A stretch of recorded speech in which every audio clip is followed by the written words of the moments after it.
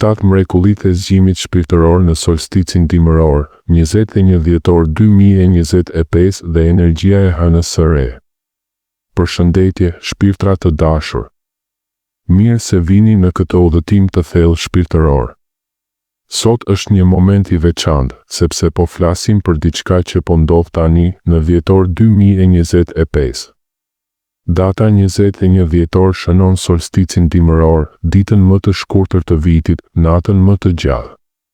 Por mos u mashtroni nga errësira, kjo është pika ku drita fillon të kthehet. Dielli ndalon rënjen e tij dhe nis të ngrihet përsëri.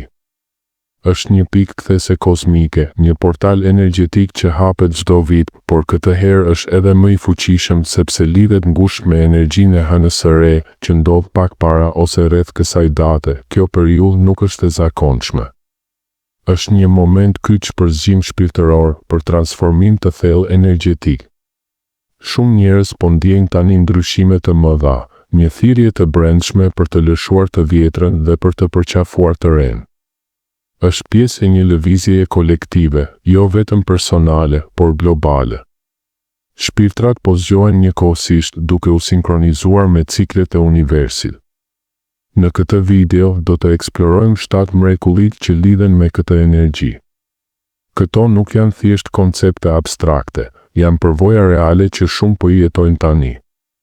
Do të shpjegoj secilën në detaje me shembuj, arsye shpirtërore dhe këshilla se si t'i pranoni ato. Qëndroni me mua, merrni frym thellë dhe lejojeni këtë energji të rrjedh brenda jush. Në fund do të flasim për shenjat që duhet t'i vini re dhe mesazhin kryesor për këtë pikë kthese. Le të fillojmë. Mrekullia e parë, lëshimi i së shkuarës. Mrekullia e parë është lëshimi i së shkuarës. Imagjinoni që energjia e solsticit dimëror dhe hënës së re vepron si një erë e fuqishme që pastron gjithçka të vjetër. Kjo për ju ndihmon të shkëputeni nga lidhjet toksike, nga situatat që ju mbajnë peng, nga modelet e përsëritura që ju pengojnë të ecni përpara. Pse ndodh kjo tani? Sepse errësira e natës më të gjatë simbolizon fundin e një cikli. Është si një vdekje simbolike e së vjetrës për të lindur të reja. Shumë njerëz raportojnë se papritur ndjejnë një distancim emocional nga marrëdhëniet të vjetra, nga punë që nuk i përmbushin më, ose nga zakone që i kanë mbajtur të bllokuar për vite. Është e dhimbshme ndonjëherë, por është çlirim. Kjo energji krijon hapësirë të re, hapësirë për fillime të reja, për ide të reja, për njerëz që vibrojnë në frekuencën tuaj të re. Nëse ndjeni një dëshirë të papritur për të hequr dorë nga diçka, mos rezistoni. Është universi që ju ndihmon të lëshoni barrën. Merrni frym thellë dhe thoni brenda vetes, unë lëshoj të shkuarën me dashuri dhe mirënjohje. Kjo është mrekullia e parë, një çlirim që hap dyert për mrekulli të tjera. Mrekullia e dytë, qartësia dhe mirëkuptimi.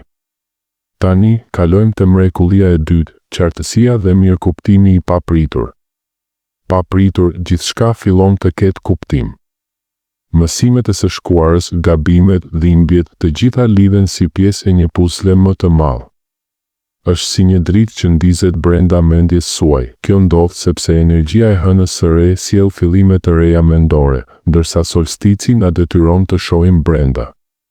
Vetdia juaj rritet dhe vendimet që më parë ishin të vështira tani bëhen të qarta.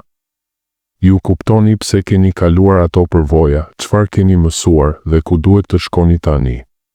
Shumë njerëz përshkruajnë këtë si një aha moment të madh, një zgjim ku gjithçka klikon. Është si të shikoni jetën nga një lartësi më e madhe. Nëse po ndjeni këtë, shënoni idetë që vijnë. Besoni intuitës suaj, ajo është më e fortë tani se kurrë. Kjo qartësi është dhurata e dytë që ju udhëheq drejt një jete më të alinuar me qëllimin tuaj shpirtëror. Mrekullia e tretë, pastrimi emocional.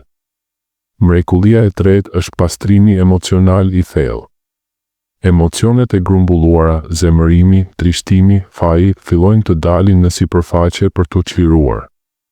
Është një proces intensiv, por sjell një ndjenjë të madhe lirie. Errësira e solsticit na fton të shkojmë thellë brenda, ku ruhen këto barra. Energjia kozmike vepron si një detergent shpirtëror, duke larë gjithçka që nuk shërben më. Mund të qani pa arsye, të ndjeni lodhje emocionale, por pas saj vjen paqe. Kjo është alkimia e vërtet, transformimi i dhimbjes në forcë. Pranoni emocionet pa gjykim. Lërini të rrjedhin. Pas këtij pastrimi do të ndjeni një lehtësi të re, si të keni hequr një peshë të madhe nga shpirti. Është qirimi që hap rrugën për gëzim të vërtetë. Mrekullia e katërt, ndjeshmëria e lartë. E katërta, ndjeshmëria e lartë ndaj gjithçkaje. Pa pritur bëheni më sensitiv ndaj energjive rreth jush, njerëzve, vendeve, madje edhe ndryshimeve subtile në natyrë. Sinkronizoheni me rrjedhën më të lartë të jetës. Kjo është shenjë e zgjimit. Kanalet tuaja energjetike hapen.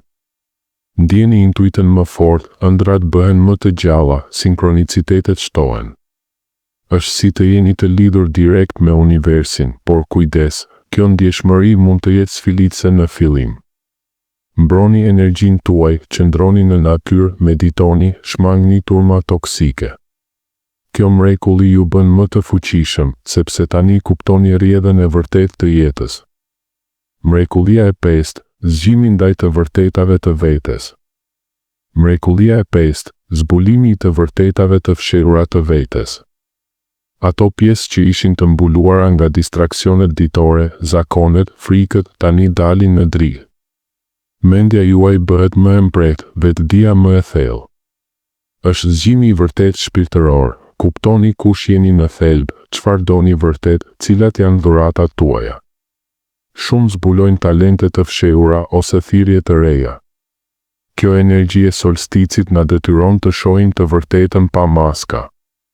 Pranoni atë që zbuloni, është versioni autentik i jush, më i evoluar.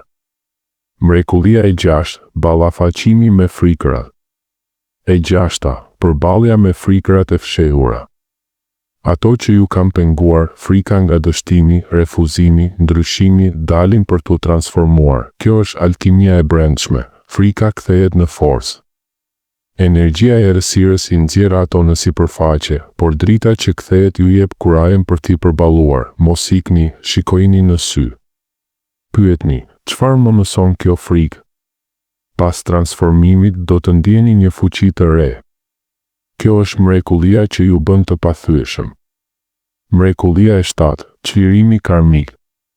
Dhe së fundi, mrekullia e shtatë, çlirimi karmik. Ciklet e përsëritura, në marrëdhënie, në gabime, në modelet familjare, mbyllen përfundimisht. Kjo periudhë është portal për mbyllje karmike kolektive dhe personale. Jetën tuaj e rreshtoni me qëllimin e vërtetë të shpirtit. Ndjeni një liri të madhe, si të keni përfunduar një kapitull të gjatë. Pranoni këtë çlirim, është dhurata më e madhe për evolucionin tuaj. Mesazhi kryesor dhe përfundimi. Tani që kemi eksploruar këto 7 mrekulli, le të flasim për mesazhin kryesor.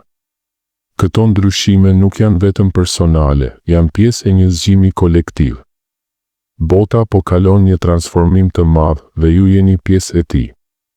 Kushtojini vëmendje shenjave, numrat e përsëritur si 111, fillimet të reja dhe manifestim 222, balancë dhe besim 333, mbështetje nga guidat shpirtërore. Këto janë mesazhe nga universi që ju thonë, je në rrugën e dur. Besoni në intuitën tuaj. Jini të gatshëm për versionin më autentik të vetes. 21 dhjetori 2025 është pikë kthese, pranoni ndryshimin me besim dhe dashuri. Faleminderit që ishit me mua. Merrni frymë thellë, ndjeni këtë energji. Nëse ndjeni thirrje, shkruani në komente përvojat tuaja. Bekime të mëdha për zgjimin tuaj shpirtëror.